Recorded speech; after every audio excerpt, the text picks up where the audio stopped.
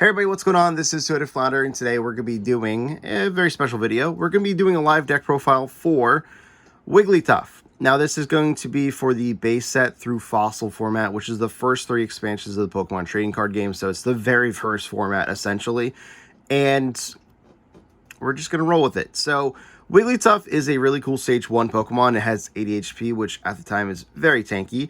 It also has one of the most powerful attacks in the game, Do the Wave.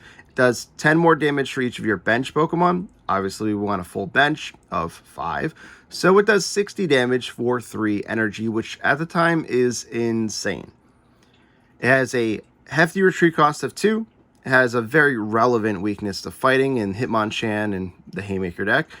And a solid resistance to Psychic, which is actually kind of relevant and might be relevant for this deck as well. Other than that, it has the ability to put something to sleep. That's kind of 50-50 if they're going to remain, but it's still nice to have.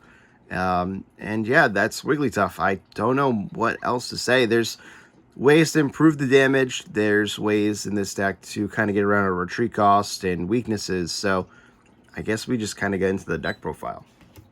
So first off, we're playing a Wigglytuff deck. We have to play Jigglypuff. Now what is really important about Jigglypuff though is that it hits for 20 damage. So the problem we get to is Wigglytuff sure is strong, and boy howdy do we want to do 60 damage. But if they play Mr. Mime, Mr. Mime has an ability that simply states any damage done to me that's over 20 damage, nah, no damage. So that's going to be important because we're going to need to get around that at some point, and being able to do 20 twice to a 40 HP basic Pokemon, actually really good. So, of course, I mean, we have to play him anyways, but that's our way around Mr. Mime, and that's always a good thing. So next up, we're playing 4 copies of Wigglytuff. It's kind of to be expected. It's a Wigglytuff deck. This is what we want to attack with most of the time.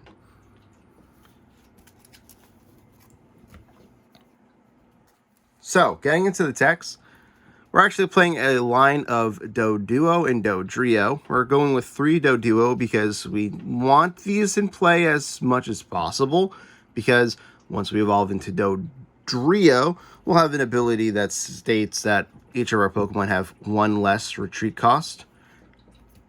So that's really good because, you know, Wigglytuff might get stuck in the active, and we don't want it stuck in the active. But why I like Doduo is it has a nice resistance to fighting, which gets around the weakness of Wigglytuff to things like Hitmonchan. But unfortunately, it has a weakness to lightning, which is going to be relevant for that deck still because it's Haymaker. They play Electabuzz. But also, it has a free retreat cost, so if we lead off with this in the active spot at the beginning of the game, we're more likely to not get donked because of Hitmonchan plays. And also, we can get out of the active spot, which is just super solid. It also has an attack that can also get through Mr. Mime. So with the 3 duo, we're playing 2 Dodrio. Again, it just has an ability to have your active Pokemon has 1 less retreat cost, but if we have 2 in play, that's 2 less retreat cost, meaning Wigglytuff can just retreat for free, which is awesome. It also has an attack that's not the best, but it's not the worst. It's not something that you're going to want to strive for every game. It's going to be one of those rare scenarios where you're like, I'm going to take a hit with this, I'm going to retreat it, and then I'm going to power it up for later for a big attack. It basically is for 3 energy, 10 plus, 10 more for each damage counter on Dodrio. So it could be hitting as hard as a Wigglytuff, but we don't necessarily want it to be. Next up for the techs, we're playing 2 copies of Mewtwo. So Energy Absorption Mewtwo, I know they're different art, same exact card, has an attack that says basically choose 2 energy cards from your discard pile and attach them to Mewtwo. It can be any energy, doesn't specify. It can be double colorless, it can be grass. It's just energy. But what is really good about that is it can power itself up in 1 turn. It has a psychic typing, meaning we can hit Hitmonchan for weakness, which when we're hitting is 40 times 2, that's 80. Hitmonchan cannot take the attack. Just a really solid card overall, and It's weak to itself, so it can hit other Mewtwo's for a big one-shot. It can do a lot of things, and it's just... Remember how Wigglytuff resists Psychic? Well, this is weak to Psychic. They kind of just pair well with one another. Getting down to the I don't know, nitty-gritty? I don't know what I'm trying to say. The last two Pokemon in the deck, we're going to be playing a copy of Ghastly. So this Ghastly effectively is a free retreater, another resistance to fighting, which is really good. It has no weakness, and it has the attack Lick, which is good for stalling if we need to, but it also has the attack energy conversion. Put 2 energy cards from your discard pile into your hand. Ghastly takes 10 damage. Well, it also doesn't specify what energy, so we can recycle double colorless energy, which is just really good for this deck because Wigglytuff is gonna want that. And then lastly, for Pokemon, we're playing a copy of Scyther. So I know I have a lot of free retreaters in this deck that also has attack to give our Pokemon less free retreat. But Scyther is a Pokemon that also resists fighting, has a different weakness, which is fire, which is not super relevant in the base through fossil format. There's like an Arcanine deck, and there's some kind of Magmar stall for sure. But other than that, Moltres isn't attacking you, it's milling you. So this is just a good weakness to have, because it's not too common. But we're not going to be able to utilize Swords Dance, which is a good attack in and of itself. We're basically just going to be using Slash, which is, it's fine. It's a middling damage for this deck, and it'll help us hit numbers when we need to hit those numbers. But it's really in here just to have HP, tank, and have free retreat when we need it. So moving on to the trainers, I usually set these up by 4 copies, 3 copies, 2 copies, 1 copies, but this is probably the most important card in the deck, and we're only running 3 because it's, you know, the format. You're going to deck yourself out if you're playing 4. You got to play wisely, but sometimes we want a 4th, but there's other cards in the deck, which would make this even more than 4 copies, essentially. So, 3 copies of Oak, discard your hand, draw 7 cards. Always good. It's a great card.